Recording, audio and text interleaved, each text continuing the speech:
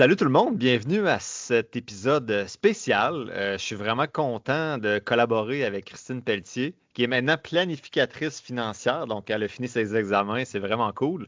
Ça fait longtemps qu'on collabore, moi et Christine, puis j'attendais le moment qu'elle finisse ses examens de planification financière pour officiellement que je puisse, parce que ça répond en fait à tous les critères que je dis sur les épisodes, là. Tu sais, aller consulter une planificatrice financière qui peut vous recevoir à l'heure si vous en avez besoin. Donc, je suis vraiment content. Là, puis, on va collaborer, moi et Christine, pour 8 chroniques. Donc, elle souhaitait faire de l'éducation financière puis amener certains concepts plus loin que ce que je peux faire sur le podcast. Tu sais, sur le podcast, je résume des livres. Je vais aller vers des études scientifiques également. Mais là, on va avoir un autre côté. Donc, aujourd'hui, on parle, la première chronique qu'on voulait faire ensemble, il va en avoir 8, mais la première, c'est CELI versus REER. Donc, c'est vraiment la principale question que je reçois des personnes auditrices. C'est une des principales que Christine reçoit aussi. Est-ce que je devrais investir dans mon CELI ou mon REER? Et vous allez voir aujourd'hui, là, avec Christine, on ne reste pas en surface. Donc, c'est un épisode plus complexe. On creuse et on pousse plus loin. Donc, vous allez voir à la fin, moi, ce que je me suis dit en regardant sa fiche de préparation, c'est je comprends pourquoi qu'à certains moments de notre aventure financière, on a besoin d'un accompagnement d'une planificatrice ou d'un planificateur financier. Donc, je vous souhaite une bonne écoute, là. Je vais poser des questions à Christine ici et là à travers l'épisode, mais c'est vraiment sa chronique. Donc, CELI versus REER. Et comme toujours, je vous rappelle qu'il n'y a pas de conseils financiers qui se donnent ici, même si Christine est plus compétente que moi. Ce ne sont pas des conseils financiers parce qu'elle ne connaît pas toutes les informations à votre sujet pour s'assurer que ce qu'elle vous dit, ça convient. Et ce que j'ai donné comme défi à Christine dans les chroniques, c'est je ne veux pas que tu restes en surface. Ça veut dire je ne veux pas de réponse. C'est sûr qu'il va en avoir une coupe, ça dépend, mais je voulais qu'elle donne des exemples concrets. Donc, vous allez voir à la fin de l'épisode, CELI versus REER, elle va partir de deux, trois cas concrets avec un salaire, puis elle va vous dire, ben, cette personne-là devrait aller dans le CELI, devrait aller dans le REER. Et ce que j'ai aimé de sa petite fiche, c'est qu'il y a des pourcentages précis. Exemple, en couple, au-dessus de tel pourcentage, la majorité du temps, tu devrais aller dans le REER ou tu devrais aller dans le CELI. Donc, j'aime vraiment ça. Elle se mouille. Donc, on n'est pas dans les ça dépend selon ta situation. As-tu deux, trois enfants? On vous donne des exemples concrets.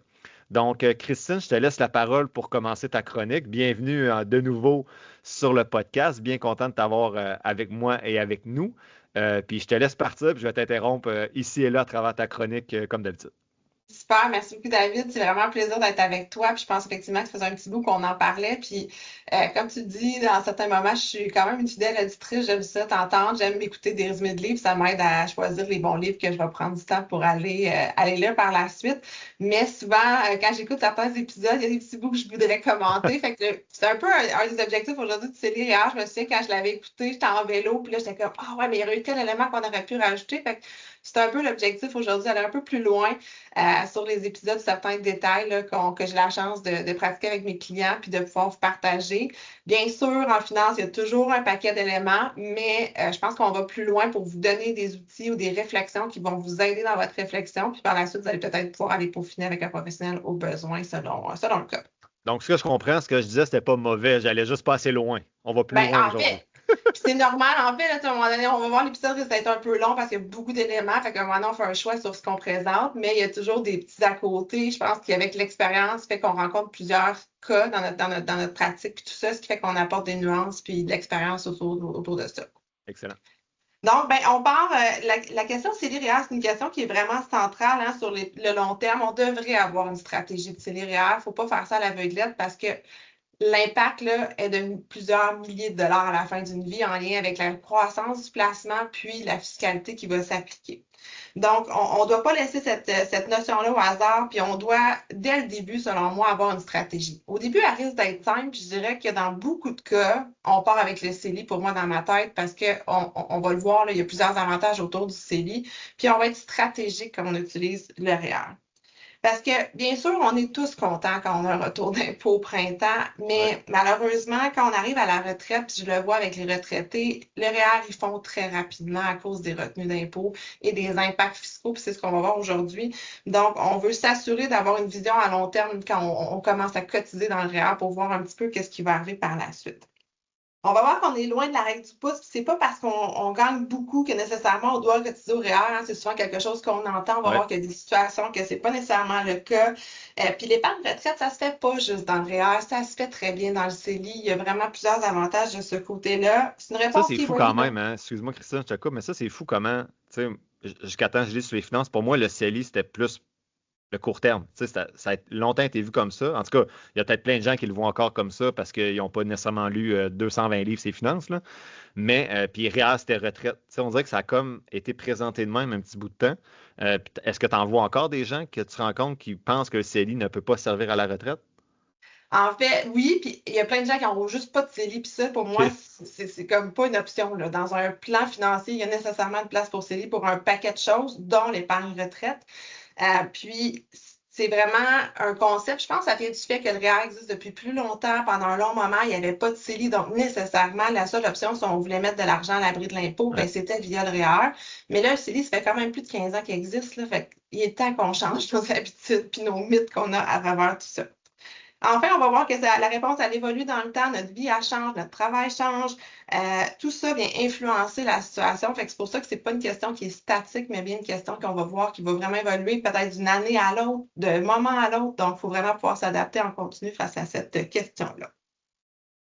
Donc, on va débuter un peu avec des petits rappels. On a dit qu'on ne ferait pas des bases, là, mais je veux quand même remettre le doigt sur certains éléments en lien avec le REER puis le CELI.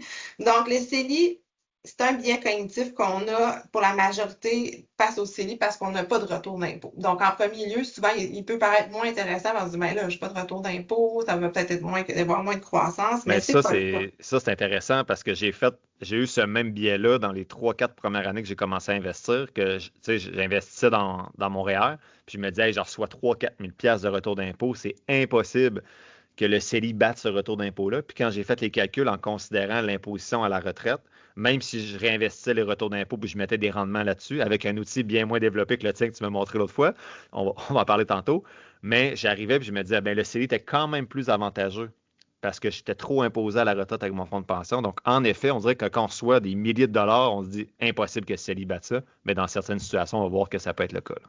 Exact, il faut vraiment être stratégique par rapport à ça. Puis le fait que souvent, les gens se confondent entre ce qu'on peut mettre comme type de placement dans le C et le REER. Ils ne pensent pas qu'on peut nécessairement choisir des placements en forte croissance, tout ça. Donc ça vient influencer. Le CELI, pour moi, c'est un outil magique. Sérieux, là, le gouvernement nous donne de l'espace à l'abri de l'impôt. C'est votre paradis fiscal. Il ne faut pas l'oublier, là. Fait qu'à long terme, tout ce qu'on va faire comme croissance là-dedans va être, dans le fond, à l'abri de l'impôt. Fait que ça a un pouvoir magique incroyable à la fin. Puis en plus, sur le CELI, le gouvernement ne nous donne pas de consignes sur quand est-ce qu'il faut sortir nos sous, est-ce qu'il y a des minimums à sortir, il n'y aura pas d'impôt au décès, tout ça, ça a une valeur quand même importante qu'il ne faut pas négliger dans le temps. Et aussi, ben, à la retraite, un des éléments, peut-être que les gens, souvent, quand on est dans la période plus d'accumulation, on oublie ou on n'a pas nécessairement des connaissances par rapport à la retraite. C'est là que nous, on peut avoir un petit peu un rôle à jouer. Faut se rappeler que le CELI n'a aucun impact sur les programmes sociaux fiscaux à la retraite. Donc, il apparaît comme pas sur notre rapport d'impôt, contrairement au REER, où lui, dès qu'on sort 1 dollar, on va avoir potentiellement un impact sur certains programmes. Donc, c'est un élément qui n'est pas à négliger. Puis, dans le fond, en tentant de limiter l'impôt aujourd'hui, on peut facilement augmenter la facture fiscale à la retraite. Donc, c'est vraiment, il faut être stratégique parce que c'est pas juste le ici et maintenant qui est important, c'est l'impôt sur votre vie. Donc, c'est là que le débat cellulaire va vraiment se gagner là, par rapport à tout ça. Surtout que je pense pas que c'est dans toutes les situations. Tu sais, moi, je réinvestis le REER à 100% quand je faisais cette stratégie-là, mais je pense pas que c'est la majorité des gens que tu rencontres dans ton bureau là, ou sur Teams là, qui réinvestissent 100% à chaque année du retour d'impôt qui est obtenu, là, tu sais.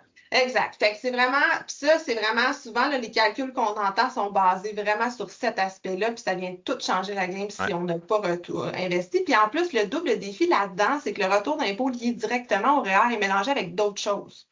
Puis on va parler tantôt, j'arrive là, dans pas long au TMI, fait qu'il y a tout ça qui vient jouer là, qu'il faut considérer Oui, dans puis ces approches-là. faut pas que le retour d'impôt, tu sais, faut pas que tu te dises, OK, mon objectif cette année, c'est investir 10 000 dollars. Mais si tu comptes le 4 000 dollars du retour d'impôt dans ton 10 000, bien, ça l'a remplacé un 4 000 que tu étais supposé investir de ton côté. Fait qu'il faudrait que ce soit 10 000 plus le 4 000 de retour d'impôt. Donc, je suis sûr qu'il y en a qui calculent le retour d'impôt dans le montant total investi alors qu'il ne devrait pas être considéré dans ce montant-là. Exactement. En fait, là, le retour d'impôt, là, il faut se rappeler que le REER, là, dans le fond, là, le gouvernement nous donne un congé d'impôt temporaire. Donc, c'est pas un cadeau. En fait, c'est en quelque sorte une dette qu'on doit au gouvernement. Hein? C'est le fait que cet impôt-là va être payé. On est sûr qu'il va être payable un jour ou l'autre. On sait juste pas à quel taux puis à quel impact fiscal on va avoir à payer. Puis c'est ça qu'on veut essayer de prévoir.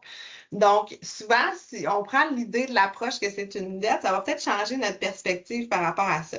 Puis non seulement, ben, c'est une dette, mais le gouvernement va se prendre une part de profit sur tous les dollars que vous allez faire dessus. Puis en plus, il vous dicte un peu certaines conditions du moment où vous allez devoir payer cet impôt-là. Donc, le fait à partir de 72 ans qu'on doit commencer à retirer des retraits minimums. Puis là, des fois, ça vient un petit peu jouer dans notre stratégie, tout ça. Puis ça va avoir de l'impact sur la facture fiscale. Fait que tout ça m'amène vraiment à dire qu'il faut être très stratégique sur le moment où on va mettre le REER pour être sûr qu'on va mettre les probabilités de notre côté sur le gain de cette stratégie-là. Excellent. Tout ça, ben, la façon de pouvoir le valider, c'est en lien avec le TMI, le taux effectif marginal d'imposition. Donc, la variable qui permet de faire un choix entre CELI ou REER, la principale variable qu'on va regarder, c'est le TMI. C'est ça qui est au cœur de la décision qu'on doit prendre, soit seul ou avec le professionnel.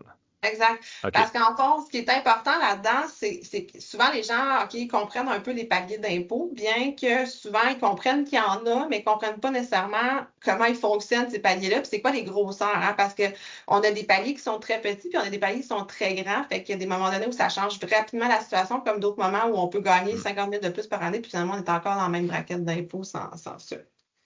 Donc, le TMI inclut autant l'impôt, puis je sais que tu en as déjà parlé sur le podcast, mais c'est vraiment un élément central. Donc, l'impôt, mais aussi les autres mesures, dans le fond, crédit d'impôt ou mesures de soutien financier, que ce soit au niveau du crédit de solidarité, les allocations familiales, toutes ces choses-là. Donc, il faut vraiment avoir une image claire sur tout ça pour bien comprendre ce qui va nous donner le taux de retour là, important. Donc, le taux effectif marginal d'imposition, c'est par exemple, tu mets 10 000 dans ton REER, tu n'as pas juste ton retour à cause que ton salaire a baissé, ça se peut que tu aies plus d'allocations familiales, des crédits supplémentaires de frais de garde, etc., etc. Donc, c'est pas juste l'impôt qui est considéré là-dedans. Exact, exact. C'est vraiment l'élément qui est important. Parce qu'il faut se rappeler qu'au moment de la cotisation REER, ben, on récupère des sous également dans ces programmes-là. Mais à la retraite, quand je vais les retirer, je risque de perdre des sous dans des programmes aussi C'est vrai. fiscaux par rapport à ça. Puis, bon, on va le voir, là, mais à certains moments, là, c'est majeur, là. J'ai une cliente récemment qu'on faisait l'exercice, puis elle allait perdre 55 de son REER à chaque retrait qu'on va faire parce qu'elle était admissible au supplément du revenu garanti, puis d'autres éléments. Donc, ça faisait un impact essentiel. Elle a fait, mon Dieu, c'est genre, je vais perdre la moitié de mon REER. Ça va vite à la retraite. Fait que c'est là qu'on comprend tous les impacts. Là, ça, c'est important parce que l'impact du retrait des REER sur les programmes fiscaux, mon outil à moi que j'utilise, qui ne fait pas tout le travail, permet, je pense, il ne considère pas très bien là, cet impact-là. Puis tu dis que ça peut être majeur sur la décision à prendre, donc je pense que c'est important de le considérer. Là. Ouais. Effectivement. Puis, tu sais, le défi, par contre, qu'on a, c'est que la fiscalité, elle évolue à chaque année. Donc, on essaie on base nos décisions sur des hypothèses qui peuvent probablement risquer de changer dans le temps. Fait que c'est pour ça qu'on veut essayer de tenter d'avoir un TMI quand même intéressant pour essayer de parer au fait que la fiscalité pourrait changer puis pourrait être comme peut-être désavantageuse dans le futur. Donc, quelqu'un peut avoir des revenus faibles à la retraite, mais quand même amener, à cause du TMI, perdre des crédits qui vont quand même justifier l'utilisation ou non du REER. Exact. Autant chez les gens, on va le voir dans nos exemples, autant les jeunes qui ont des revenus pas si élevés peuvent avoir des TMI super intéressants, autant que la personne à la retraite peut se faire perdre beaucoup de sous autres dans des soutiens financiers par le gouvernement à la retraite à cause du REER. Fait que c'est peut-être moins une bonne idée de l'avoir pris tout dépendant du moment. Alors, fait que le défi est double, hein, c'est d'avoir un bon TMI au moment où je le mets, puis un bon TMI au moment où je le retire, puis là, d'avoir vraiment un écart par rapport à ça. Parce qu'en fait, le REER, il est réellement gagnant si au moment où je cotise dans mon REER, j'ai un TMI plus élevé qu'au moment où je vais retirer mon REER. Sinon, le CELI est gagnant. Mathématiquement, c'est comme simple. C'est juste, il faut que ton TMI soit plus haut quand tu cotises et plus bas quand tu retires. C'est juste que Exact. derrière cette simplicité-là mathématique, il y a plein de trucs qui entrent en jeu. Là. Exactement. OK. Puis, il y a plein d'éléments, juste dans combien de temps, tu sais, qu'est-ce qui va être arrivé dans ma vie, qu'est-ce qui va arriver avec la fiscalité. Il y a plein de choses qui vont évoluer. Fait que c'est vraiment le défi premier de le faire. Fait que de mon côté, quand je rencontre les clients, ce que je leur dis, c'est qu'on veut mettre les probabilités de notre côté et qu'on va essayer d'aller cibler les moments clés où vraiment mon TMI reste d'être supérieur puis d'avoir été gagnant de ce côté-là. On sait que la situation familiale peut évoluer.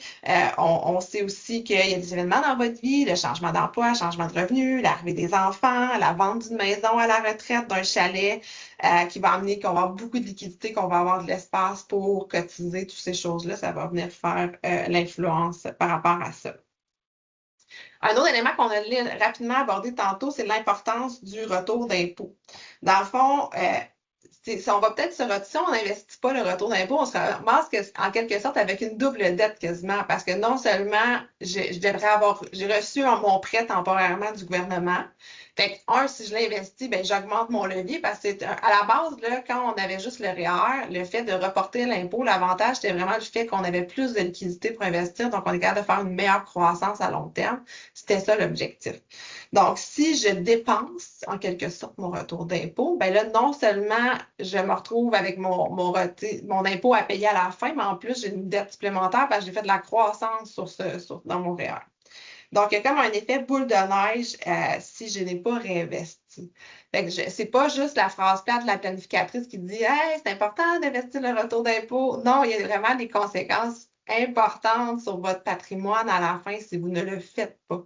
Donc, s'il vous plaît, là, prenez pas des REER pour après ça dépenser des sous. Là, on vient vraiment de se créer un enjeu majeur dans votre plan Ben oui, financier. puis tant qu'à ça, j'imagine, t'es mieux d'aller dans ton CELI la plupart du temps. Tu sais, si t'es pour dépenser le retour d'impôt, tu viens de perdre le seul avantage qu'il te donnait. Fait que même si t'étais à 60% de TMI, j'imagine que t'es quand même mieux d'aller dans. À moins que tu t'aies vraiment acheté du bonheur avec le retour d'impôt, là. Mais sinon, le CELI semble plus intéressant dans ce cas-là. Effectivement. Puis là, ben, mettons qu'il y a un gros écart de TMI à la fin, puis mettons qu'il y aura un écart, on a cotisé à 75% de TMI, là, ça l'arrive. Puis là, on est capable de sortir à du 31. Ben, peut-être que d'abord 31, ça se peut, on va dire 35, là, parce qu'on va le voir après. Mais fait que, c'est peut-être moins grave si tu n'as pas tout mis, mais en même temps, les probabilités que ça arrive sont très, très, très faibles. Fait que, Ouais. mettons les choses de notre Des gros côté. écarts comme ça, c'est rare, là. OK. Ben, effectivement, par rapport à ça. Donc, si on poursuit au niveau du TMI à la retraite, les types de revenus, c'est important. Donc, pour les gens là, qui sont peut-être moins familiers avec tout le volet retraite, là, parce qu'ils sont encore jeunes, puis ils sont plus dans le mode j'accumule, puis tout ça, on peut penser que le TMI à la retraite est lié, entre autres, au rythme de vie qu'on va avoir, hein, parce que ça va dépendre si le client me dit, moi, je vais dépenser 40 000 par année ou je vais en dépenser 120 000, ben nécessairement, mon impôt, il faut quand même les générer ces revenus-là à partir de différentes sources. Fait que ça va avoir un impact important. Fait que selon peut-être d'évaluer votre revenu à la retraite qui est souhaité. Ensuite, mais ça va dépendre aussi des revenus qui sont automatiquement déclenchés. Si vous avez un fonds de pension à garantie à prestation déterminée du gouvernement, ben l'argent va arriver, qu'on le veuille ou non, il va être là. Fait qu'il faut jouer avec. La riche des rentes, la pension de vieillesse, c'est tous des revenus qui deviennent automatiques à partir du moment qu'ils sont déclenchés. Donc, je vais avoir un revenu de base là, qui va être là. Je peux avoir d'autres sources de revenus qui pourraient se poursuivre dans le temps. Si on a des immeubles locatifs, on se dit on veut les garder longtemps, on veut les céder à nos enfants, tout ça, fait que ça va se poursuivre comme type de revenu. Puis après ça, ben, il faut voir un petit peu qu'est-ce qui nous reste comme revenu à combler à la retraite. Puis c'est là qu'on va avoir des possibilités via le REER puis le CIE. Ouais, puis si tu as dû en enregistrer, les dividendes automatiquement aussi s'accumulent. Fait que c'est important de. Tu sais, il y en a qui vont arriver presque au même salaire des fois avec juste les revenus automatiques. Fait que dans ce temps-là, c'est dur de décaisser à un pourcentage plus bas que ta vie active, là. Exact. Ouais. Fait que, tu sais, un des mythes qu'on entend souvent, c'est sûr qu'à la retraite, tu vas gagner moins. Non. Mm. Puis est-ce que tu vas dépenser moins à la retraite? Ça non plus, c'est pas un automatisme. Il y a des gens qui, oui, ils font très bien puis sont très bons. Il faut se rappeler qu'à ce moment-là, on fait plus d'épargne, il y a des choses qui diminuent quand même. Mais quand même, c'est pas des automatismes. Posez-vous des questions sur ce que vous souhaitez pour pouvoir identifier un petit Ouais. peu la suite, puis c'est quoi votre base que vous avez actuellement. Fait qu'à la retraite, si on va avoir un petit peu de flexibilité dans le plan financier, bien, idéalement, on veut avoir certains types de revenus différents pour nous aider. Puis c'est là que le CELI prend, entre autres, sa place importante. Puis pour moi, même si j'ai un taux de TMI super intéressant, je veux en quelque sorte quand même avoir du CELI pour pouvoir jouer avec ma fiscalité à la retraite. Donc, bien sûr, on a les revenus qui sont imposables. On en parle tantôt, fonds de pension, riche des rentes, pension de vieillesse, toutes ces choses-là qui sont pleinement 100% imposables parce que c'est comme des revenus là, de retraite en quelque sorte qui sont de style REER. C'est drôle parce que les revenus imposables sont comme presque automatiques. Tu sais, fonds de pension, RRQ, PSV, donc ton revenu automatique est pas mal imposable à la base, là. Puis le REER, c'est si tu décides d'en sortir, mais OK. Exact, en fond, fait qu'on a quand même certains de ces revenus-là. Fait que c'est toujours une question de savoir c'est quoi les pourcentages de nos revenus à la retraite qui vont être dans ces types de revenus-là pour avoir tout ça. On a ce qui est non imposable, donc on a le CELI. On va avoir la vente de la résidence principale, mais c'est encore là, souvent dans nos plans à la fin, on ne sait pas quand est-ce que ça va arriver, puis on ne peut pas forcer la vente de la maison nécessairement. Fait que ça, c'est plus, ça va arriver un jour, mais quand on ne le sait pas. Il y a d'autres options de revenus non imposables qu'on n'ira pas très loin aujourd'hui là-dessus, mais dans le fond, un emprunt sur une marge de crédit hypothécaire qu'on peut utiliser ou certaines avances sur des polices d'assurance vie permanente. Encore là, c'est pas nécessairement automatique que c'est à l'abri de l'impôt, mais il y a certains montants qui pourraient l'être. Puis enfin, on a un non enregistré qui, lui, comme tu disais tantôt, les dividendes, les gains en capital, tout ça vont se produire. Fait que la fiscalité va varier selon votre imposition, votre taux d'imposition global et les revenus qui sont générés dans l'année. Donc, si tout est 100% imposable, j'ai pas d'option. Je peux pas ajuster ma fiscalité d'une année à l'autre. Puis en plus, mettons, j'ai une année où j'ai un gros retrait. Tu sais, souvent, on peut penser à l'entretien de la maison, les fenêtres, le toit. C'est des grosses années où je veux faire un gros voyage cette année-là. Si j'ai pas d'option, ben là, ma fiscalité peut monter très rapidement, tout dépendant où je suis en termes de niveau de revenu. Oui, puis l'exemple que je donne souvent aux gens, c'est des fois, à ces moments-là, c'est là que les enfants commencent à acheter une maison, mais tu veux l'aider avec une mise de fonds à faible taux d'intérêt ou 0% d'intérêt pour ton enfant. Bien là, tu sors un 100 000 pour l'aider. Ça augmente ton revenu de 100 à 200. Fait que là, tu viens de briser là, toute la planification fiscale que tu avais faite si ça sort du REER parce que, en tout cas, bref, fait que voyage, rénovation de maison, mise de fonds, ton enfant veut se partir d'une entreprise. Fait que tu vas avoir des. C'est pas vrai qu'à la retraite, tu vas toujours être à 100 000. Là. Tu vas avoir des années peut-être à 100, des années à 140. Fait que c'est là que ça peut faire mal si tout ton revenu vient, comme tu dis, d'un revenu qui est imposable, puis tu n'as rien dans le non imposable, comme le CELI, par exemple. Exact. Fait que, puis on veut idéalement à la retraite lisser un peu la fiscalité pour essayer d'avoir le même revenu puis d'avoir une stratégie par rapport à ça. Puis c'est très précieux pour venir jouer avec ça selon les années qu'on a. Fait que, tu sais, il faut dire que si on a deux retraités qui ont la même valeur nette, mais ils pourraient avoir complètement une fiscalité totalement différente selon où les actifs sont. Fait C'est qu'il fou. faut vraiment y regarder. Il faut vraiment considérer ces éléments-là. Quelqu'un qui a 1 million en REER, l'autre a 1 million en CELI, ben, ils n'auront pas la même retraite, assurément. Là. À moins qu'ils sortent 20 000 par année, c'est sûr que ça n'affectera rien pour le REER, là, mais ouais. Oui, mais à 72 ans, on va se faire, tu sais, ça va complètement changer la donne parce que là, on a une retraite automatique, puis ça va vite quand même, là, les retraits, là, fait que faut sortir un certain pourcentage, fait que ça va être peut-être correct de 65 à 72, à 71, mais après, ça n'arrive plus cet élément-là. Ce qu'on sait actuellement avec la fiscalité, présentement, c'est qu'on sait qu'à la retraite, un couple va probablement avoir un TMI minimalement de 35%. Donc, ça l'inclut, on le sait, l'impôt, mais également les impacts sur les autres programmes sociaux-fiscaux. Fait que, automatiquement, là, il y a des moments où ça pourrait être un petit peu plus petit que ça, mais on y va en généralité là, pour avoir une grande idée. Là. Fait qu'il faut se dire, moi, automatiquement, ce que je me dis, c'est que quand on cotise au REER, si j'ai pas un TMI de 35% actuellement, là, à moins de situation très particulière, je ne vais pas le recommander. On va aller vraiment vers le CELI. Puis ça, c'est peut-être une petite règle du pouce là, qui est très générale à faire attention, mais quand même, ça peut déjà un peu vous guider par rapport à ça. Et on sait qu'une personne seule, on va être plus autour du taux de 41%. Fait que ça va vite, puis c'est pas parce qu'on est en couple aujourd'hui qu'il n'y aura pas un décès, qu'il n'y aura pas une séparation. Fait que, idéalement, là, moi, personnellement, je veux un taux en haut de 41% de TMI quand on cotise au REER. Moi, j'adore ce bout-là. Quand j'ai vu ces chiffres-là dans ta fiche de préparation, je me suis dit, bon, ça, c'est concret. Tu sais, on parle souvent du ça dépend et tout, mais là, au moins, on a des chiffres qui proviennent des études qui ont été faites en fiscalité qui disent, ben, un couple, si tu es en haut de 35%, le REER peut être intéressant parce qu'habituellement, à la retraite, les couples retirent avec un TMI de 35% à peu près. C'est-à-dire, Minimum.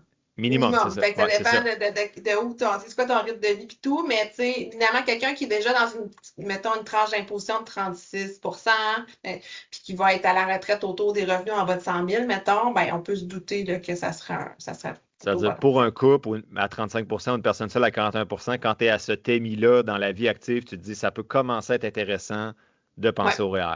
Si tu es en bas de ça, à part d'un scénario particulier, habituellement, tu vas te diriger vers un autre véhicule fiscal comme le CELI s'il y a des droits de cotisation disponibles. Exact, exact. Puis tu sais, il faut se rappeler que les droits REER, sont pas perdus. Fait que, Ouais. tu sais, même si on se tromperait une année puis qu'on rattraperait plus tard, je pense pas que ça soit dramatique. Fait que, l'important, c'est d'investir. Puis deux, ben, vaut mieux aller dans le CELI si on n'est pas certain pour aller chercher notre croissance. On sait qu'il y a plein d'avantages par rapport à ça. Puis là, après ça, ben, on vient comme à certains moments dans le REER au besoin que l'on commence à être certain que c'est une bonne chose par rapport à ça. Puis même s'il y a des zones où on pourrait être plus bas par rapport à cette TMI-là que je vous donne, c'est que souvent, on se ramasse dans une moyenne. Il y a des petits moments où c'est faible, mais la moyenne fait en sorte qu'on se ramasse très rapidement dans nos retraits. Puis tu sais, quand on retire, c'est rare qu'on va retirer 2000 là, du REER à la retraite. On va retirer des 5, 10, Ouais. 15 000. Fait que tu sais, ça va vite là, que le montant augmente puis notre revenu augmente par rapport à ça. Donc, on va tomber dans le bout, je pense, qui est intéressant vraiment pour les gens. C'est vraiment des variables personnelles qui, pour moi, je viens évaluer puis qui vont venir faire pencher la balance. Parce que oui, il y a le TMI, ça, c'est sûr que c'est une variable importante, mais il y a d'autres choses que j'essaie de projeter dans le temps puis de voir comment ça va évoluer dans les prochaines années. Fait Là, qu'on, excuse-moi, je vois que tu as 14 variables 14. là, qui peuvent 14! influencer. 14. Fait que tu vois, moi, je pense que j'en considérais deux là-dedans. Fait que bref, on va voir les 14. Tu vas pouvoir les nommer pour bien guider les gens qui nous écoutent. Mais fait que 14 choses qui vont déterminer la pertinence de l'erreur. Fait que le TMI, on en a parlé, ça va être une des variables probablement dans les 14, mais il y en a 13 autres là, qu'il faut réfléchir. Je Je t'écoute. suis certaine que j'en ai oublié, là, mais l'idée, Ça c'est que se peut. j'essaie d'en dresser une liste de pouvoir vous aider, puis qui, moi, vient faire un petit peu nuancer ma décision, ma recommandation. Puis même avec Excellent. les clients, il arrive des moments où on hésite, là, on est comme, OK, on pourrait aller à tel montant ou tel élément. Fait que c'est jamais noir ou blanc, là, c'est linéaire, il y a trop de choses qui peuvent venir influencer la date. Fait que, le premier, ben, c'est le temps avant la retraite. Est-ce que je suis face avec un jeune qui a 25 ans ou j'ai quelqu'un qui a 55, on est à 50? Pourquoi? Ben, parce qu'il y a trop de choses qui vont changer d'ici ce temps-là, la fiscalité, les revenus vont peut-être évoluer. Donc, c'est sûr que plus je suis jeune, des fois, j'ai tendance à dire on va aller un petit peu plus vers le CELI. Il y a des événements dans la vie qui risquent de nous permettre d'avoir des meilleurs TMI que si je suis à la retraite, puis là, je commence à savoir vraiment ça va être quoi le revenu à la retraite, je suis un petit peu plus claire. J'ai moins de probabilité que ma décision change ou bien influencée. Fait qu'un étudiant de 23 ans qui aurait un TMI, exemple, à 45 qui est seul, ton ratio c'est 41, là, peut-être que ça serait une variable qui pourrait t'influencer pour dire peut-être que les droits de cotisation seraient plus pertinents plus tard pour le REER, donc on va dans le CELI, puis au pire, on déplace ça plus tard au besoin. Exact. C'est sûr que OK. 45, c'est un bon taux.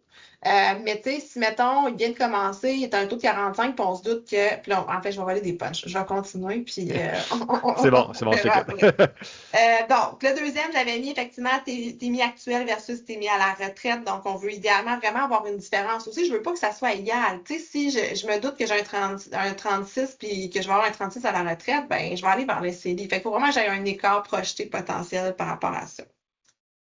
Fait que ça, c'était notre deuxième. Notre troisième, ben, c'est l'évolution des revenus dans les prochaines années. Est-ce que je vais changer de TMI?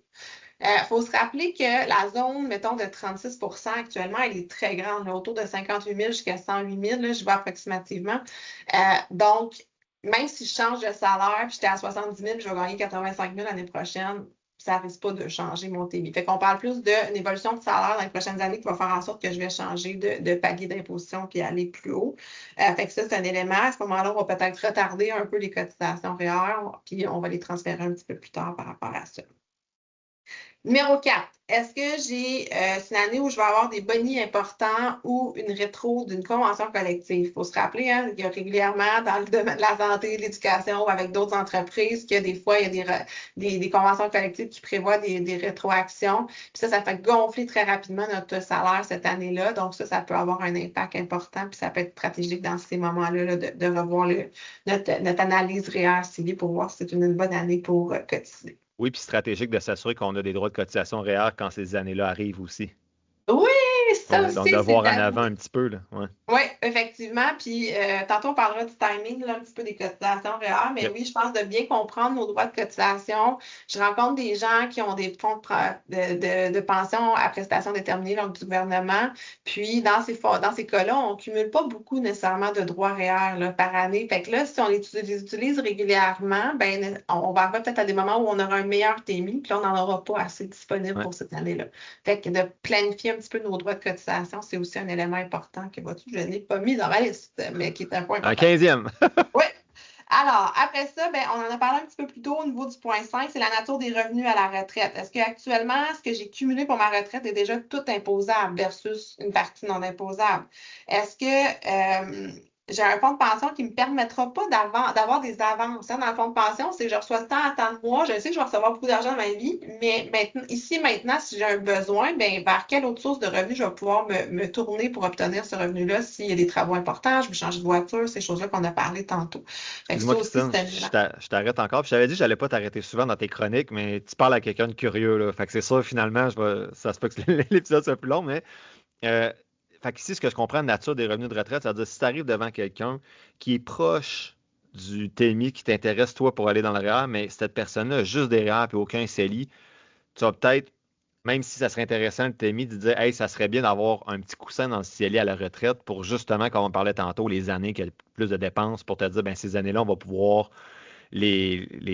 abaisser le coût fiscal en ayant du CELI, même si ça aurait été intéressant d'aller dans le REER. Je comprends bien ton Exact. cinquième point. Oui, OK. oui, exactement. Pour OK. moi, c'est important d'avoir les deux, de les développer. Fait que peut-être qu'on va prendre une pause quelques années pour au moins commencer à créer l'effet des intérêts composés dans le CELI, donc de partir un certain montant pour que ça travaille, puis qu'au moins on ait certaines options à la retraite, OK. quitte à retourner plus tard dans le REER. Ça peut être juste momentané, mais ça va faire partie des éléments qu'on va considérer. Excellent. Au niveau de 7, ben, la situation familiale, est-ce que j'ai un conjoint? Est-ce que je suis une personne seule? Dans le fond, ça, c'est sûr que c'est dur de le prévoir à la retraite, mais il y a des moments où clairement on sait un petit peu plus proche de la retraite parce qu'actuellement on est en couple ou on l'est pas, parce que ça fait une grosse différence par rapport aux revenus à la retraite, en lien avec le fractionnement de revenus disponibles, puis le Ouais. taux d'imposition. Puis il faut aussi penser, là, puis je pense probablement qu'on fera une retraite, un épisode sur le décaissement à la retraite, mais à partir du moment où il y a un conjoint qui décède, puis là, il y a un roulement des actifs, le taux d'imposition monte extrêmement rapidement parce que là, au lieu d'être deux à décaisser les actifs, puis avoir deux montants personnels de base, tout ça qui est disponible, on en a juste un. Fait que ça a un impact également par rapport à tout ça. Ouais, parce que tu te sors plus d'argent à toi tout seul pour vivre dans le même logement ou les mêmes choses, mais avant, tu pouvais splitter la facture fiscale en deux. Là, tu peux plus. C'est un petit peu ça. Exact. Fait Ouais. que, on le sait que le taux de dépense ne diminue pas de 50% au décès d'une personne. Puis en plus, ben là, quand on se projette encore à l'année des 72 ans et plus, puis là, les retraits forts sont automatiques, puis sont ben, automatiques, il y a un minimum requis, ben là, on double, là, tu sais, on vient augmenter beaucoup ces Mm. retraits-là obligatoires qu'on n'a pas de contrôle dessus. 8. L'écart important des revenus entre conjoints à la retraite selon les actifs puis les rentes accumulées. Donc, ça fait un petit peu un lien avec le 7, c'est toute la notion du fractionnement de revenus. Fait que c'est sûr que ce point-là, quand on est jeune, bon, il y a trop d'éléments qui vont changer, mais quand j'ai un couple dans la cinquantaine, ben là, je vais commencer à me poser des questions. Est-ce qu'il y a un fractionnement de revenus possible? Est-ce que je suis le conjoint qui a le moins de revenus ou je suis le conjoint qui a le plus de revenus? Puis c'est quoi mes stratégies? Parce que ça peut faire une grande différence. Si j'ai quelqu'un qui a eu des revenus plus faibles dans toute sa vie, puis là, on va être vraiment à un taux avec des petites fonds de pension ou des petites rentes, ben là, j'ai de la marge pour transférer des revenus au conjoint versus si j'en ai pas du tout de cette marge-là. J'ai une petite question ici, moi, Christine, puis on va aller plus loin encore. Je me questionne beaucoup sur le REER je comprends le REER de conjoint. Là. Tu sais, je mets de l'argent pour ma conjointe, mettons. C'est mes droits qui sont utilisés, c'est moi qui ai la déduction, mais l'argent appartient à ma blonde dans le REER.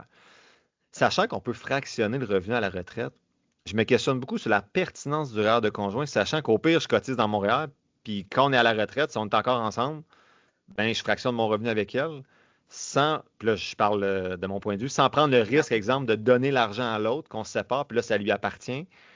Puis, c'est quoi l'avantage réel du REER de conjoint, outre, je le vois, de rendre l'autre personne comme autonome et responsable de son argent. Donc, si dans notre couple, exemple, il faudrait égaliser les dépenses, mais ça pourrait être une façon de le faire, puis s'assurer que l'argent est plus sous mon contrôle qu'est sous le contrôle de. C'est ça un petit peu l'avantage du REER conjoint? Parce qu'avec le Ben, fractionnement, je ne vois pas toujours la plus-value de l'utiliser. Ben, le fractionnement, l'enjeu, entre autres, c'est qu'effectivement, on peut le faire via les retraits, sauf qu'on a une limite de 50% des revenus qu'on peut OK. fractionner, dans le fond. OK. Puis, il faut penser que, la pension de vieillesse ne se fractionne pas. La RRQ, on ne peut pas la fractionner sur le rapport d'impôt. Il faut faire une demande à la RRQ de faire le fractionnement pour les années où on a été ensemble. Donc, tu sais, un couple qui se serait rencontré plus tard, il y a quand même une limite de ce côté-là du fractionnement qu'on peut faire. Puis, bon, on a la limite de 50% là, qui va atteindre par rapport aux revenus de pension admissibles au fractionnement de revenus. OK. Donc, il y a certains. Fait que oui, tu sais, quand on a des couples mariés, ben souvent, c'est un peu moins problématique dans le sens qu'à cause du patrimoine familial, automatiquement, s'il y a une séparation, 50% va se faire. Le petit bémol qu'il faut quand même garder en tête, c'est que ça reste que c'est nos droits REER qui sont utilisés. Donc, ces droits REER-là, je ne les récupérerai pas, tu sais, si on a une séparation ou un divorce qui se passe. Mais On on pourra, pourra en reparler ouais, peut-être. c'est ça, parce que on est dans CELI réel, là, je ne veux pas amener les gens Oui, trop loin, déjà qu'on a encore beaucoup de points. Quand on va parler oui. de décaissement de retraite, on pourra en parler, je pense qu'on pourra creuser un petit peu plus pour être Une sûr question de faire le importante. tour. Ouais. Ouais, c'est méconnu souvent à l'arrière de conjoint, fait que ça pourrait valoir la peine d'en reparler. On continue notre liste, on est rendu au 9e. Est-ce que j'ai des revenus variables, instables ou stables? Est-ce que je suis un travailleur autonome, par exemple, puis j'ai vraiment des grosses années, des plus petites années? Est-ce que je suis à contrat? Est-ce que je fais du travail? Est-ce que je suis salarié, mais je travaille à la pige, puis là, ça change? Fait que ça, encore là, on pourrait vraiment choisir certaines années où on va cotiser au REER, puis certaines années où on ne cotise pas. Fait que c'est sûr que ça va venir influencer.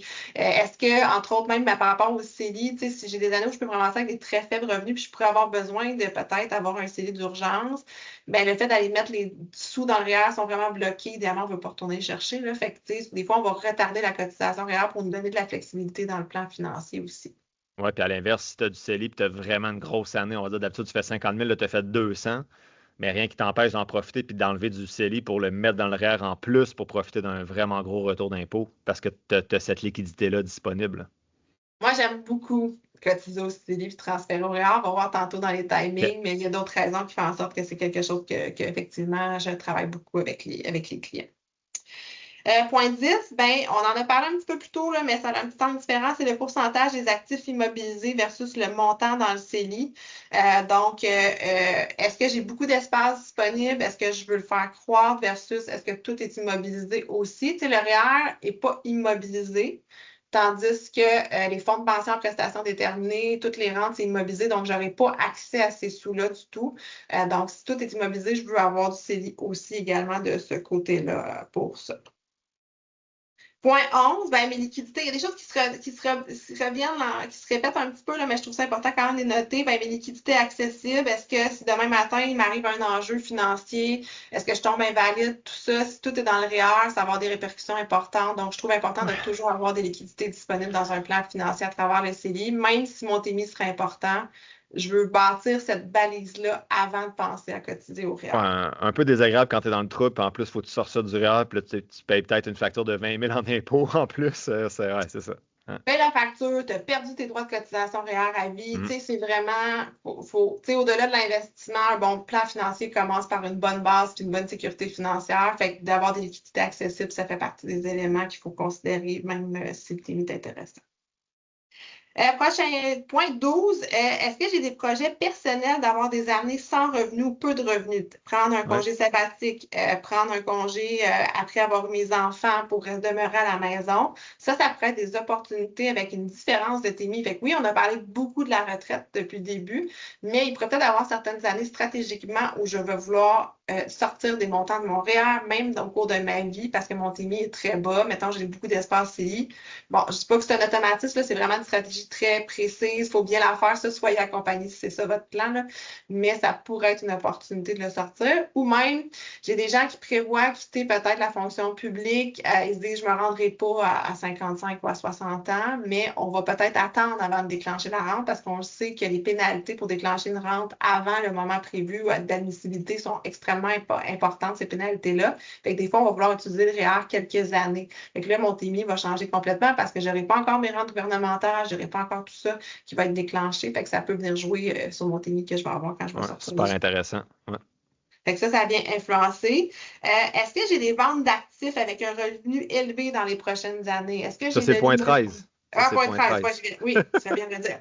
Donc, point 13, est-ce que j'ai une vente d'actifs qui va créer un gros gain On pense au chalet, on pense à un immeuble locatif. Ces années-là, c'est pas long qu'on se ramasse dans le 53% d'impôt. Ouais. C'est là que le TMI va peut-être être hyper intéressant. Donc, tantôt, quand tu disais de se garder des droits de cotisation réelle pour ces moments-là, ça arrive à certains moments qu'on va dire, tu sais, je vais me le garder pour ce moment-là, pour le faire.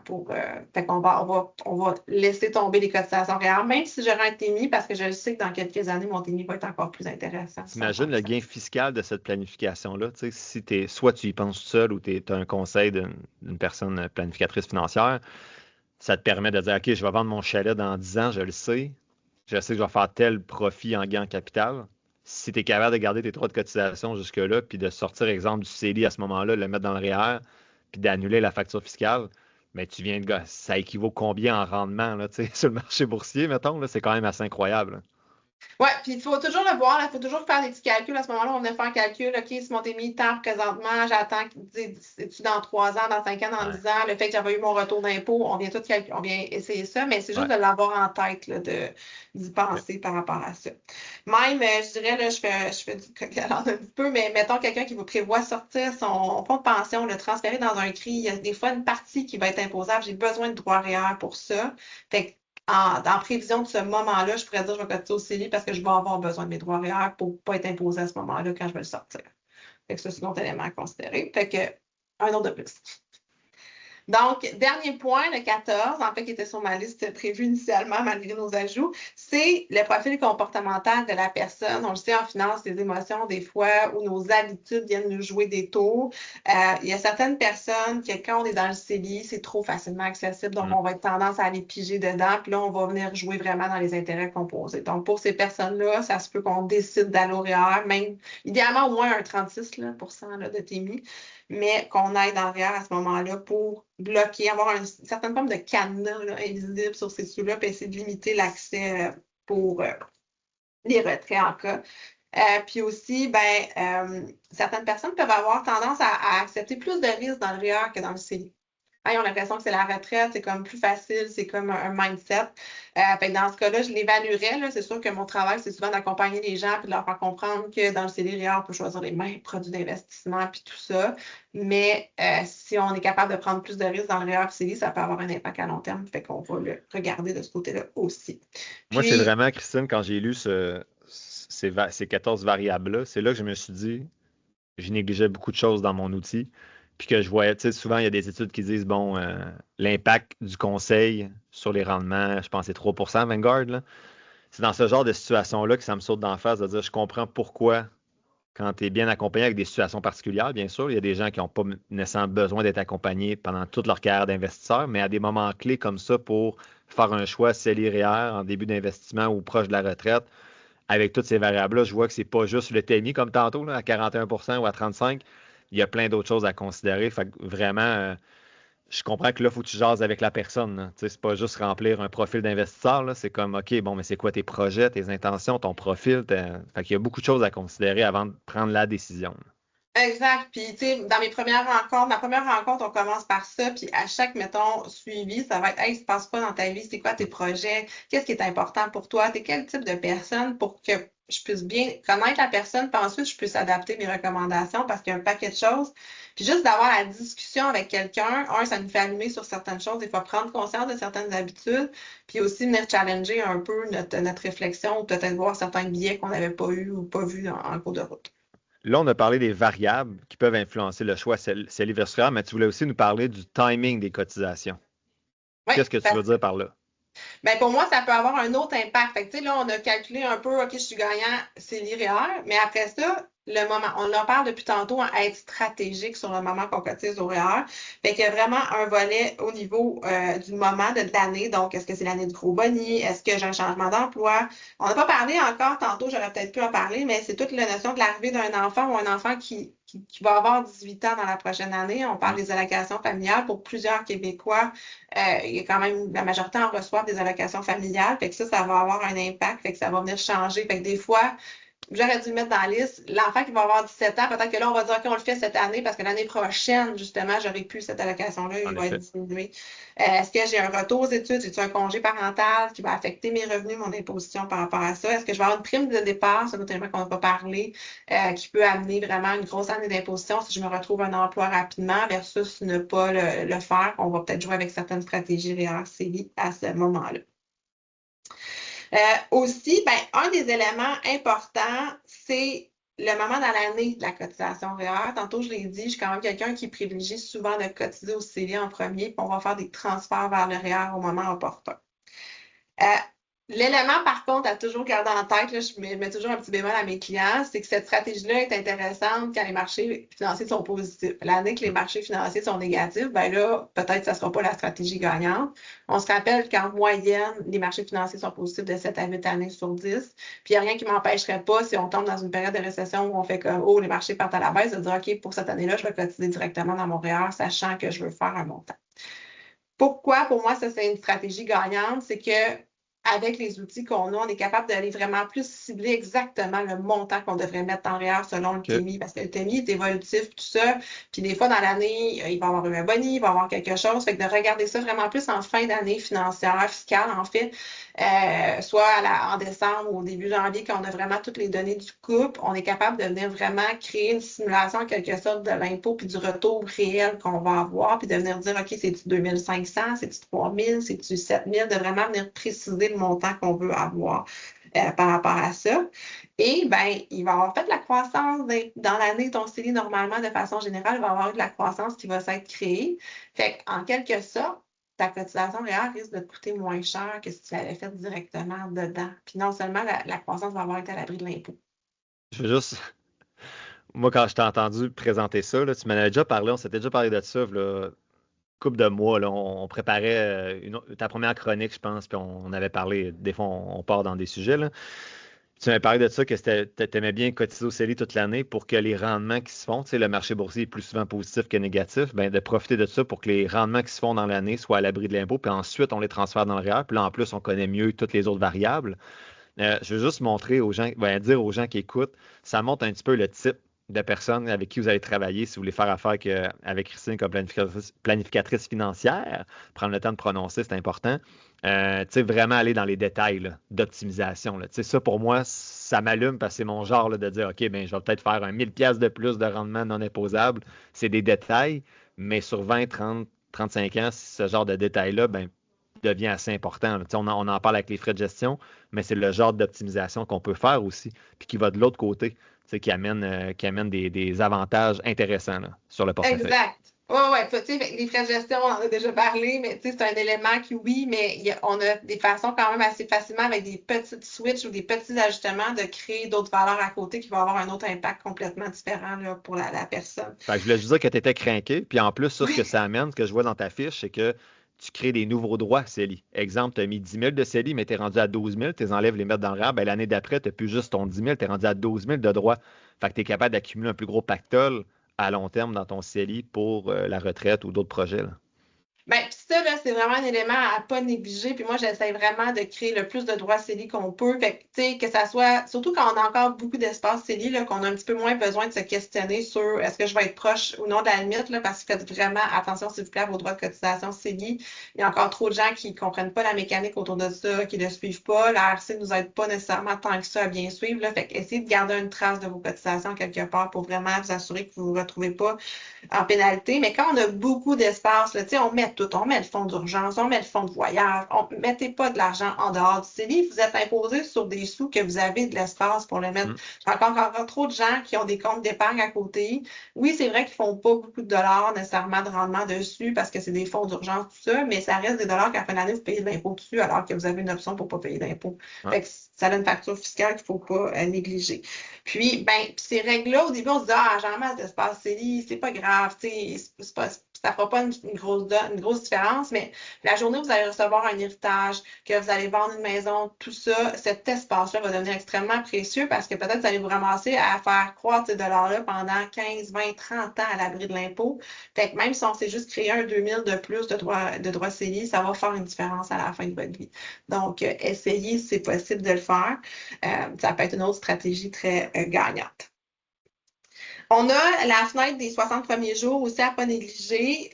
Je rencontre encore régulièrement, ou en tout cas, entends des histoires régulièrement de gens qui ont trop cotisé au REER. Le fait de cotiser en début d'année, ça va nous permettre si j'ai trop cotisé, de pouvoir choisir l'année d'imposition. Fait que c'est un autre élément que j'aime cotiser au REER vraiment en début d'année. Ça nous permet cette option-là.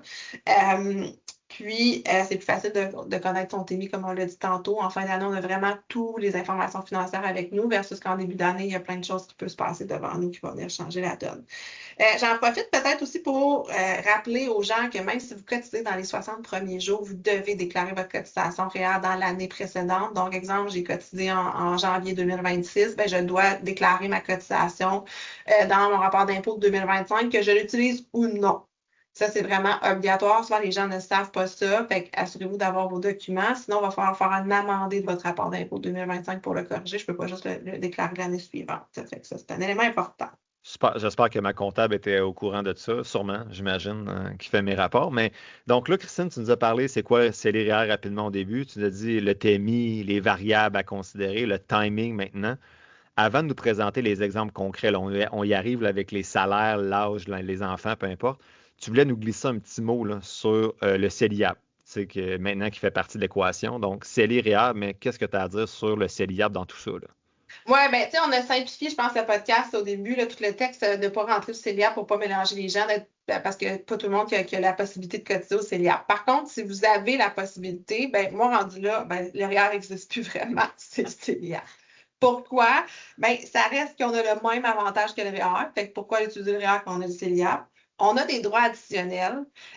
Peut-être que ça ne vous paraît pas super intéressant ou pertinent d'avoir des droits additionnels, mais je peux vous le dire que vos droits REER, à la fin de votre vie, vous allez peut-être vouloir les avoir. Donc, pourquoi utiliser des droits REER quand on a d'autres droits disponibles Donc, ce pour que la tu veux dire là, c'est croissance? que tu pourrais, en fait, au lieu d'utiliser tes droits REER, tu prends ceux CELIAP, puis dans le pire des cas, tu n'achètes pas de maison, tu transverses en REER, mais tu n'as pas perdu de droits de cotisation REER qui vont être utiles peut-être plus Exact. tard, là. OK. Exact, à d'autres moments plus pertinents. Donc, on ne veut pas aller prendre ces droits-là quand on a d'autres choses.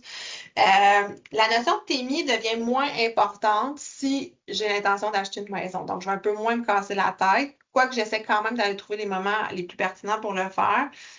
Advenant le cas que j'achète pas de maison, puis là, je vais devoir rembourser l'impôt. Fait que je dis pas qu'il faut pas s'attarder, mais dans le fond, c'est peut-être moins important si j'achète une maison. Parce qu'il y a quand même, là, on va le voir dans les exemples tantôt, mais il y a des places où les TMI sont très intéressants chez les jeunes avec des revenus qui ne sont pas encore si élevés pour aller cotiser. Donc, ça devient important. Élément, par contre, à garder en tête, c'est le CDAP, hein, on peut l'avoir pendant 15 ans. Donc, des fois, à 18, 19 ans, c'est encore, on ne sait pas quand est-ce que le projet de maison pourrait arriver, fait qu'on pourrait le retarder, bien que la majorité des gens, là, à 32, 33 ans, là, ils ont acheté leur première maison si c'était le souhait de l'avoir. Puis quand on n'est pas sûr d'acheter la maison, ben là, on va faire vraiment attention au TMI, là, comme dans le REER par rapport à ça. J'aime la même stratégie que le REER, on cotise dans le CELI, on transfère au CELIAP. J'aime garder la flexibilité, particulièrement chez nos jeunes qui n'ont pas encore énormément de liquidité. Ben, je veux retarder le moment le plus possible où je vais le transférer. Fait que eux, ben, le CELIAP, c'est des années vraiment civiles, hein, c'est pas les 60 premiers jours. Donc, c'est vraiment une question qu'on va se poser en novembre, décembre de l'année de voir est-ce qu'on cotise. Puis, on se rappelle qu'on a le droit de rattraper une année. Fait que souvent, je vais retarder le moment le plus tard, ce qui fait en sorte que je vais aller comme au 2e décembre. Là. Fait que si j'ouvre mon CELIAP, mettons, en 2026, ben, je vais probablement aller cotiser plus à l'automne 2027 pour le retarder le plus possible, OK, à donc moins tu que... remplis pas tu foules pas ton CELIAP tout de suite parce que tu veux maximiser le CELI justement pour aller chercher votre cotisation, mais en faisant ça, tu repousses un petit peu les retours d'impôt. Qu'est-ce qui est plus. Effectivement. Fait que là, il faut OK, l'évaluer par rapport à OK, ça, mais souvent, les autres variables vont prendre le dessus qu'on a parlé tantôt, avoir de la OK, ouais, ouais, liquidité, tu sais, retarder le moment où on le fait et tout. Fait que ça va être vraiment stratégique. Là. Fait que c'est pour ça que les nombreuses variables viennent influencer. excellent. Mais à court terme, comme on souvent sont plus jeunes, ben, on retarde le moment où les liquidités sont prises par rapport à ça. Mais puis, il ne faut pas retarder, par contre, si on a l'intention d'acheter dans les 5 prochaines années, parce que là, on veut vraiment utiliser nos droits au maximum puis aller pleinement les utiliser. Excellent. Ouais, Il reste deux, j'ai ta belle fiche précise, il reste deux éléments que tu veux. Ben, on est dans les exemples concrets, puis après ça, on va faire un petit rappel à la fin. exact. Donc, je t'écoute. J'ai hâte de voir tes exemples concrets là, de j'ai tel âge, pas d'enfant. Dans quoi je m'en vais, là? Parfait. Peut-être juste un petit rappel avant de débuter les exemples, dans le sens que j'ai simplifié les exemples. Là, tu sais, j'ai pas tenu compte un petit peu de frais de garde là, dans un des cas, mais tu sais, l'impact sur le crédit, les dons, les cotisations syndicales, c'est tous des éléments qui viennent quand même affecter notre revenu net à la fin. Donc, il faut considérer ces éléments-là quand je vais nommer un salaire. Là, si vous avez des droits de cotisation, vous payez un syndicat, vous avez un ordre, vous avez des frais médicaux, ça va venir changer la donne. Fait qu'il faut aller évaluer un petit peu plus loin que mon conseil, mais l'idée était de vous donner des idées de c'est quoi à peu près des zones intéressantes là, par rapport Oui, à ça. puis ça, c'est de ma faute parce que, tu sais, Christine m'avait envoyé ces exemples avant, puis j'ai dit c'est vraiment intéressant à l'écrit, mais j'ai dit sur le podcast, il y a trop de chiffres, trop de données, on va perdre le monde. Donc, j'ai dit rends ça plus digeste en disant au début qu'on a simplifié parce qu'on voulait que les gens restent attentifs et comprennent ce qu'on dit. Donc, c'est pour ça que c'est simple, c'est pas parce qu'elle ne l'a pas fait, c'est moi qui ai demandé d'enlever des choses parce que je pense que ça aurait été difficile à suivre à l'audio, là. Fait que je t'écoute. Ton premier exemple, vas-y, Christine, est-ce que tu voulais acheter quelque Oui, chose? oui, ben, effectivement, merci. Là. Puis je pense que c'est un bon conseil, en fait. Là, je pense que l'idée, c'est d'avoir le portrait général. Fait qu'on part avec quelqu'un, un jeune de 28 ans, pas d'enfant, locataire. Dans le fond, jusqu'à 35 000 de revenus. Puis là, on se rappelle qu'on est en 2026. Vous écoutez le podcast dans le futur. On est donné un petit peu sur des données 2026. Donc, jusqu'à 35 000 on aurait un TMI qui serait à 45 Donc, super moment pour le CELIAP. C'est un beau taux de TMI. En plus, si on pense acheter une maison, on n'aura pas de remboursement, on n'aura pas à payer l'impôt. Fait Ouais. que super TMI. Fait que c'est là que je dis qu'il y a des moments super intéressants.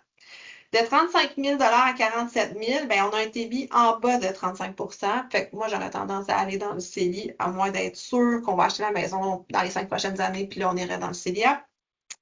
47 000 à 57 000, on a un TBI autour de 39 Pas mauvais. Ça va dépendre des autres objectifs de mes projets, mon évolution. Là, à ce moment-là, c'est là que les autres variables vont vraiment entrer Ouais. en ligne de compte pour choisir. Après ça, de 57 à 67, 57 000 à 67 000, j'ai été mis en haut de 41 Le REER pourrait devenir intéressant, donc on va vraiment aller pousser un petit peu plus loin la réflexion versus les autres éléments. Puis à partir de 68 000 jusqu'à 110 000, ben, j'ai été mis en 36 donc je vais probablement davantage recommander le CELI à ce moment-là. Excellent. Ça donne, tu sais, puis on peut voir que ça évolue quand même rapidement, ça évolue pas par les mêmes tranches, ça dépend vraiment là, du TMI, comment il évolue par rapport à tout ça. Donc là, vous n'avez pas besoin de retenir toutes les tranches. Dites-vous, j'ai 28 ans, pas d'enfant, je suis locataire, je fais 46 000 ben tu devrais aller dans le CELI. Donc, tu n'avais pas besoin de retenir toutes les tranches de revenus, juste la tienne. Et là, on parle bien sûr de revenus bruts. Oui, exactement. Dans le fond, Excellent. ben, le revenu imposable, là, Oui, en effet, oui, oui. sur lequel l'imposition ben, en fait, l'imposition et tous les programmes socio-fiscaux sont basés sur ce chiffre-là là, au moment des analyses. Deuxième exemple, 35 ans, un peu plus vieux. Je te laisse présenter le deuxième exemple. On a une personne qui est avec un revenu de croissance, une personne qui est en couple. Dans le fond, cette personne-là fait 75 000, elle a un conjoint, une conjointe qui gagne 45 000. Ils ont deux enfants, 3 ans et 5 ans, qui sont dans une garderie subventionnée. Là. Fait que celui-là, je t'allais mettre là, un taux de garderie subventionnée dans l'exemple. Ça, on est dans Donc, un cas assez typique, là. Tu sais, assez mi-trentaine, deux classique. enfants, salaire moyen, puis qui il augmente d'année en année, là. Exact. On Excellent. est au milieu de la tranche de 36 tout ça.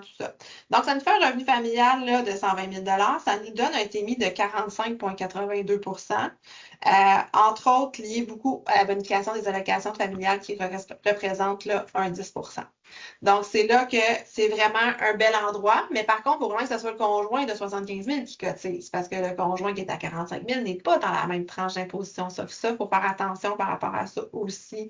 C'est un des défis par rapport au couple de la Ferrière qu'on entend souvent dans différents podcasts qui sont disponibles en ligne, c'est que ça ne fait pas la différence. Ça fait un revenu moyen, ça ne tient pas compte exactement des écarts de revenus du couple.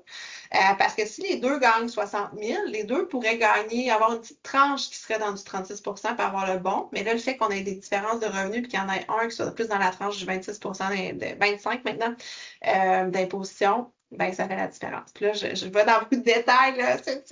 J'aime beaucoup ça. Fait que tu vois, ça paraît. Là, fait que je vais essayer de faire attention de ne pas trop rentrer dans les détails. Mais faites attention vraiment à qui cotise parce que ça va avoir un impact sur le TMI. Là.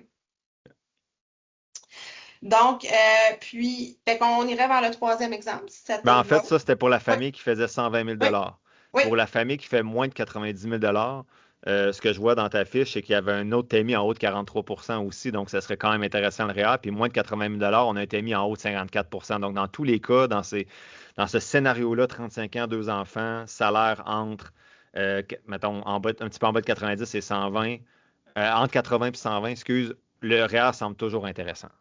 Selon En tout ces cas, du moins, chiffres-là, il faut sans se poser considérer les les autres questions. variables, là. C'est ça. Oui, exact. Fait qu'il faut vraiment se poser la question. C'est vraiment des zones, principalement à cause des allocations familiales, ça fait vraiment une différence. Fait qu'il faut vraiment aller le voir là, Excellent. de ce côté-là. Troisième exemple.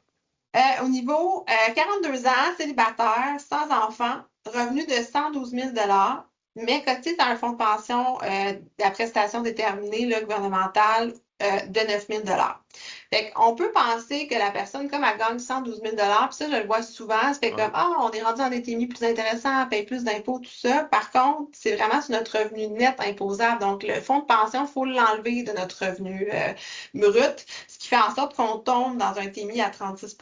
Fait que Intéressant j'aurais quand même. Ouais. tendance, ouais, c'est un élément qu'on oublie, fait que j'aurais tendance à plus privilégier probablement le CELI, particulièrement par le fait qu'on a un fonds de pension qui va être, tu sais, dans le fond, garanti, qui va être automatique à la retraite et tout ça. Donc, là, à ce moment-là, je privilégie le CELI.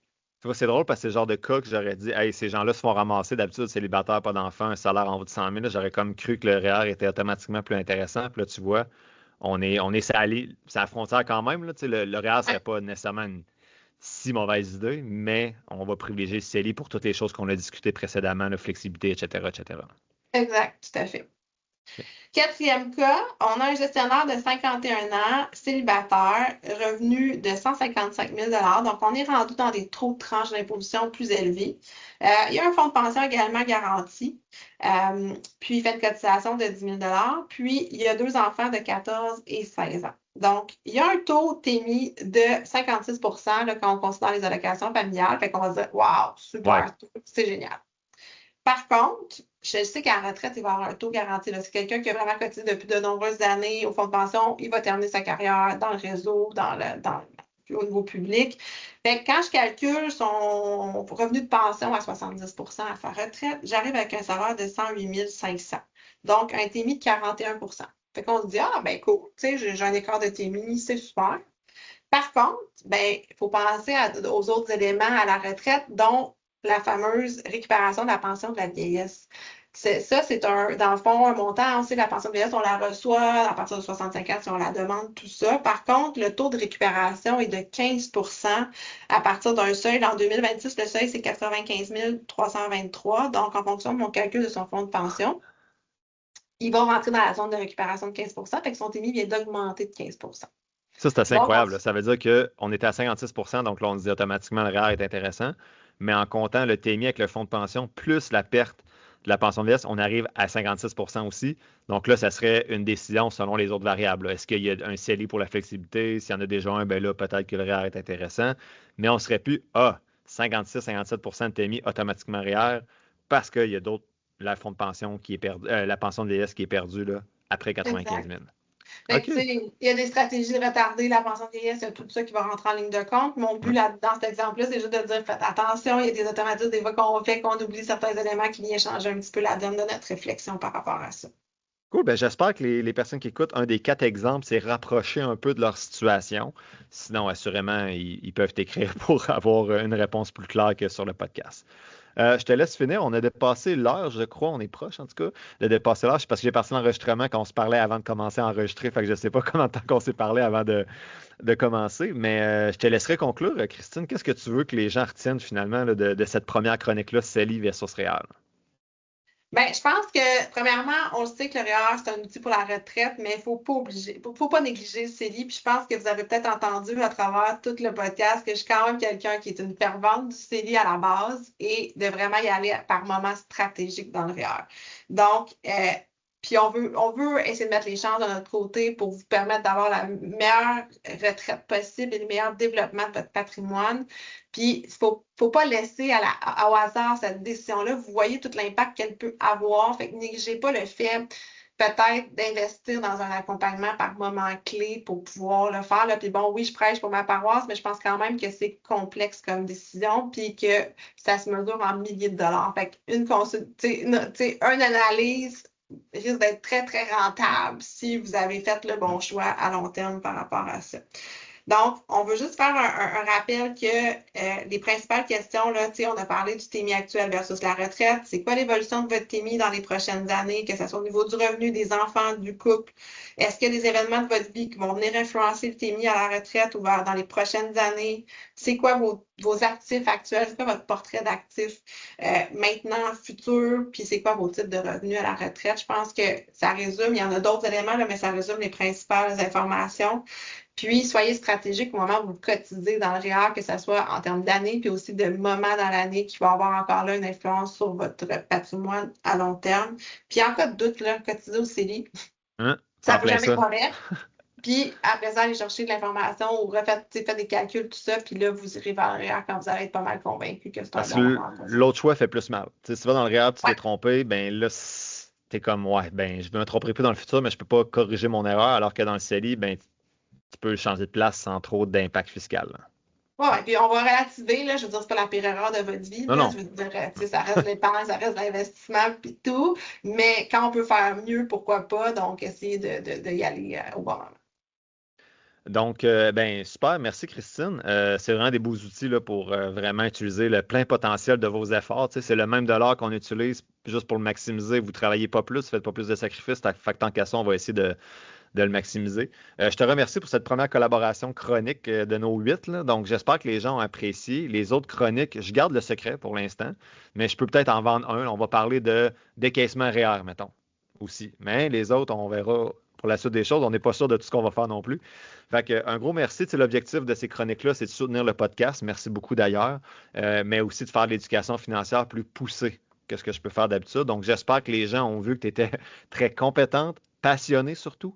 Et moi, je peux leur dire que tu es une très bonne personne aussi. Donc, c'est le fun de travailler des fois avec des gens comme ça. Fait que si les gens sont intéressés à avoir ce genre de discussion-là avec toi, CELI versus REER, ils peuvent te contacter. Ton lien est dans la description de l'épisode pour te rejoindre. Puis comme j'ai dit au début, ils peuvent soit faire affaire avec toi de manière traditionnelle, mais ils peuvent aussi faire affaire avec toi à l'heure. Donc, tu charges des forfaits à l'heure. Puis bon, j'ai dit à Christine, je pensais que ça allait être beaucoup plus cher que ça à l'heure. Donc, par chance, c'est pas moi qui mets les tarifs. Mais bref, c'est très intéressant. Là, pour quelques heures, vous allez avoir un portrait financier, c'est l'IREA, mais aussi d'autres choses là, autour de ça. Fait que n'hésitez pas à contacter Christine si vous avez des questions. Je te donne le mot de la fin, Christine. C'est quelque chose pour Ouais, terminer. ben, effectivement, je suis quelqu'un, je pense que vous pouvez voir que j'aime beaucoup optimiser. C'est vraiment quelque chose qui me Ouais. passionne. Puis le fait de, je dis toujours aux clients, je veux vraiment que chaque dollar que vous avez, on essaie d'aller chercher le maximum qu'on peut parce que ça va faire une différence dans votre vie. Puis en termes d'accompagnement, fait que oui, là, depuis que j'ai mon titre de planificatrice, je peux accompagner les gens. Peut-être la petite nuance que je mettrais, c'est que oui, il y a un certain taux horaire, tout ça, mais c'est sûr qu'on va avoir quelques rencontres quand je vous accompagne parce que pour moi, c'est important de bien comprendre votre situation pour vous donner des bonnes recommandations. Si je vois juste une heure, il y a des bouts qui vont me manquer, puis je ne serai pas en mesure, je risque de ne pas vous donner nécessairement les bons conseils. Fait que juste avoir ça en tête quand on commence un accompagnement. Puis j'essaie de privilégier des relations où on va se revoir à un certain moment dans le temps aussi. Puis pas nécessairement chaque année, là, mais je veux dire, il y a un certain moment où on se revoit parce que ça reste une vie financière, elle évolue, elle s'ajuste. Fait que les conseils que je vous ai donnés, il y a peut-être 2 ans, ne sont peut-être plus les bons. Fait que l'idée, c'est de pouvoir vous accompagner à des moments particuliers, mais on n'est pas en service de gestion de placement, on va être vraiment à honoraire au niveau là, de l'accompagnement. Oui, mais merci beaucoup parce que j'ai eu beaucoup de demandes dans les 3, 4 dernières années de gens qui veulent investir seuls, mais qui veulent être accompagnés à des moments clés. Tu sais, aux 5 ans, exemple, je veux revoir mon plan de décaissement. Fait que je trouve ça intéressant parce que j'ai pas trouvé beaucoup de planificateurs, planificatrices financières qui acceptent d'accompagner des gens à l'heure avec des forfaits là, qui sont pertinents. Tu sais, exemple, ça prend un 6-7 heures pour faire telle chose, c'est pas juste une heure, ça je le comprends, mais c'est pas facile à trouver. Donc, merci d'offrir ce service-là aux gens du podcast et à tout le monde qui n'écoute pas le podcast aussi, là. Mais c'est super apprécié. On se revoit dans les prochaines chroniques, Christine. On a 7 autres à faire. Puis pour les gens du podcast, ben, merci beaucoup d'avoir écouté ce long épisode qui creusait beaucoup plus. Donc j'espère que votre cerveau est encore en mesure de faire d'autres choses aujourd'hui. Puis je vous souhaite une belle fin de journée. Puis on se revoit dans le prochain épisode régulier. Bye bye.